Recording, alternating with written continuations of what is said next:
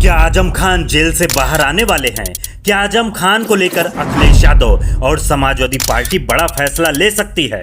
ये सवाल उत्तर प्रदेश की राजनीति में इन दिनों सबसे ज्यादा चर्चा का विषय बने हुए हैं। खासकर समाजवादी पार्टी के राष्ट्रीय अध्यक्ष अखिलेश यादव की हालिया गतिविधियों और बयानों ने सियासी हलकों में खासी सरगर्मी पैदा कर दी है। वर्तमान में सितंबर 2025 के दौर में अखिलेश यादव ने अपनी रणनीति को और मजबूत बनाने के लिए लगातार प्रेस कॉन्फ्रेंस और सामुदायिक बैठकों के माध्यम से विपक्षी दलों को एकजुट करने का प्रयास किया है। उनकी ताजा खबरों में सबसे प्रमुख है आजम खान की रिहाई का मुद्दा, जो समाजवादी पार्टी के लिए एक बड़ा राजनीतिक मोड़ साबित हो सकता है। आजम खान, जो लंबे समय से विभिन्न मुकदमों के कारण जेल में थे, को हाल ही में डूंगरपुर केस में इलाहाबाद हाईकोर्ट से जमानत मिली है।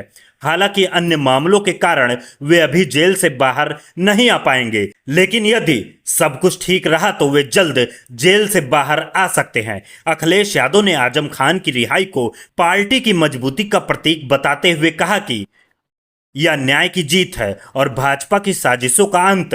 उनकी रणनीति स्पष्ट है, अल्पसंख्यक वोट बैंक को मजबूत करना और 2027 के विधानसभा चुनाव में पीडीए पिछड़ा दलित अल्पसंख्यक समीकरण को पुनर्जीवित करना। आजम खान की रिहाई के बाद समाजवादी पार्टी निश्चित रूप से और मजबूत होगी, क्योंकि वे रामपुर और आसपास के क्षेत्रों में मुस्लिम समुदाय के एक प्रभावशाली नेता हैं, जिनकी अनुपस्थिति ने पार्टी को कमजोर किया था। अखिलेश यादव की रणनीति में आजम खान को वापस लाकर पार्टी के मूल वोटर बेस को एकत्रित करना शामिल है, जो 2027 को चुनाव में खेल बदल सकता है। आजम खान के बेटे अब्दुल्ला आजम खान उनसे सीतापुर जेल में मिलने पहुंचे। अब्दुल्ला आजम, जो खुद भी कई मामलों में जेल की सजा काट चुके हैं और फरवरी 2025 में जेल से बाहर आए थे, ने पिता की सेहत को लेकर चिंता जताई। पिता से मुलाकात के दौरान अब्दुल्ला ने मीडिया को बयान दिया कि पिता की सेहत नाजुक है, लेकिन वे मजबूत इरादे रखते हैं। भाजपा की साजिशों के बावजूद न्याय मिलेगा। यह मुलाकात आजम खान की रिहाई की उम्मीदों को और मजबूत करती है और समाजवादी पार्टी के नेता इसे बड़ा मोड़ मान रहे हैं। अखिलेश यादव ने इस घटना पर प्रतिक्रिया देते हुए कहा कि पार्टी आजम खान के परिवार के साथ खड़ी है और उनकी रिहाई के लिए हर संभव कोशिश कर रही है। अखिलेश यादव के ताजा बयानों में सबसे चर्चित है नेपाल की जन आंदोलन का जिक्र, जहां उन्होंने चेतावनी दी कि यदि वोट चोरी की प्रथा जारी रही तो भारत में भी नेपाल जैसी अशांति फैल सकती है। 12 सितंबर 2025 को लखनऊ में हुई प्रेस कॉन्फ्रेंस में अखिलेश यादव ने चुनाव आयोग पर निशाना साधते हुए कहा, चुनाव आयोग को जुगाड़ कमीशन न बनने दें, अन्यथा जनता सड़कों पर उतर आएगी।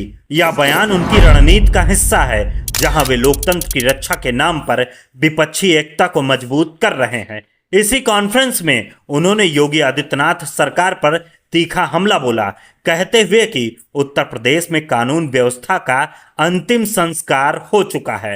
अपराध कम होंगे तभी जब भाजपा का शासन हटेगा।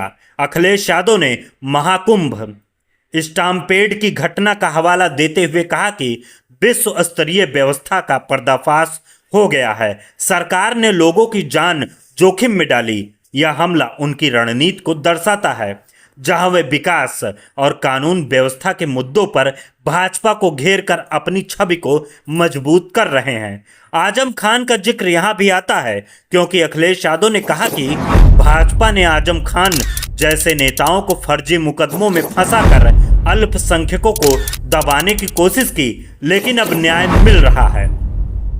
कल यानी 12 सितंबर 2025 को अखिलेश यादव ने सिख समुदाय के साथ एक महत्वपूर्ण बैठक की, जिसमें उन्होंने सिख पगड़ी पहनकर प्रेस कॉन्फ्रेंस की। यह बैठक समाजवादी पार्टी मुख्यालय में हुई, जहां सिख प्रतिनिधियों ने बड़ी संख्या में भाग लिया। अखिलेश यादव ने सिख समुदाय की तारीफ करते हुए कहा, वे बहादुर लोग हैं जिन्होंने दुनिया भर में कड़ी मेहनत से अपनी पहचान बनाई है। यदि सपा सत्ता में आई तो सिख समुदाय को यूपी में पूर्ण सम्मान और सुरक्षा देगी। उन्होंने सीमाओं पर शांति बनाए रखने की मांग की और मोदी सरकार की विदेश नीतियों को असफल बताते हुए कहा कि सीमा पर शांति सुनिश्चित करें, अन्यथा जनता जवाब मांगेगी। इस बैठक में उन्होंने नेपाल हिंसा का जिक्र दोहराया और कहा कि वोट चोरी बंद हो वरना युवा सड़कों पर उतरेंगे। यह बयान उनकी समावेशी रणनीति को दिखाता है, जहां वे सभी समुदायों को जोड़कर भाजपा के खिलाफ मोर्चा खोल रहे हैं। आजम खान का जिक्र यहां भी महत्वपूर्ण है, क्योंकि अखिलेश यादव ने कहा कि आजम खान जैसे नेताओं की रिहाई से अल्पसंख्यक समुदाय मजबूत होगा। समाजवादी पार्टी में ऐसे दिग्गज नेता हैं जिनकी मौजूदगी 2027 के चुनावी खेल को बदल सकती है। आजम खान की रिहाई के बाद उनकी वापसी पार्टी को पूर्वांचल में मजबूत करेगी, जहां वे मुस्लिम वोटों के किंग मेकर हैं। अफजाल अंसारी, जो गाजीपुर से सपा सांसद हैं, उनकी लोकप्रियता भी लगातार बढ़ रही है। अफजाल अंसारी ने आरएसएस प्रमुख मोहन भागवत के एकता और सद्भाव पर दिए बयान की सराहना की। उन्होंने प्रधानमंत्री नरेंद्र मोदी और सीएम योगी आदित्यनाथ पर निशाना साधा। साथ ही बिहार में आरजेडी नेता तेजस्वी यादव को सीएम पद का चेहरा बताते हुए अखिलेश यादव के अवध और मगध बयान का समर्थन किया। यह बयान उनकी रणनीति को दर्शाता है, जहां वे धार्मिक सद्भाव को बढ़ावा देकर पूर्वांचल के दलित और पिछड़े वोटों को जोड़ रहे हैं। इस तरह सपा सांसद इकरा हसन की लोकप्रियता तेजी से बढ़ रही है। कैराना से सपा सांसद इकरा हसन, जो एक राजनीतिक परिवार से आती हैं, उनके दादा अख्तर हसन, पिता मुनव्वर हसन और मां तबसुन हसन पूर्व सांसद रहे हैं। इकरा हसन लगातार योगी सरकार पर तीखे हमले बोलती हैं, चाहे बेरोजगारी का मुद्दा हो, महंगाई का मुद्दा हो, महिलाओं पर अत्याचार का मुद्दा हो या भेदभाव का मुद्दा हो। उन्होंने कहा, भाजपा सरकार जनता में भेदभाव फैलाती है। उनका दावा है कि 2027 में योगी सरकार जाएगी और अखिलेश यादव के नेतृत्व में सपा की पीडीए सरकार आएगी। इस बयान से सियासी हलचल मच गई है। इकरा हसन सड़क से संसद तक जनता के मुद्दे उठाती हैं और भाईचारा को बढ़ावा देती हैं। अखिलेश यादव की रणनीति 2027 के लिए स्पष्ट है। समावेशी राजनीति, भाजपा पर लगातार हमला और दिग्गजों को एकजुट करना। अखिलेश यादव की रणनीति साफ है, 2027 में सरकार बनानी है अपने फार्मूले पीडीए के तहत। वहीं अफजाल अंसारी और इकरा हसन को अखिलेश यादव ने बड़ी जिम्मेदारियां दी हैं। इकरा हसन को अखिलेश यादव ने पार्टी के युवा और महिला विंग में महत्वपूर्ण भूमिका सौंपी है, जहां वे अल्पसंख्यक और पिछड़े वर्गों के मुद्दों पर सक्रिय रहेंगी। आजम खान के जेल से आने के बाद समाजवादी पार्टी और मजबूत होगी और 2027 के चुनावी समीकरण बदल सकते हैं, क्योंकि आजम खान रामपुर और पश्चिमी यूपी में अच्छा खासा प्रभाव रखते हैं। योगी सरकार पर अखिलेश यादव का तीखा हमला जारी रहेगा।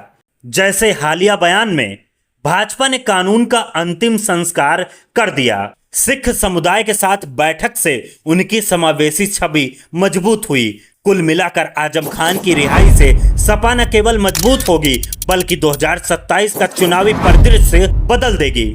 अगर आपको यह वीडियो पसंद आया हो तो इसे लाइक करें, कमेंट करें और शेयर करना ना भूलें। आप देख रहे हैं सोशलिस्ट आर के चौधरी यूट्यूब चैनल। धन्यवाद।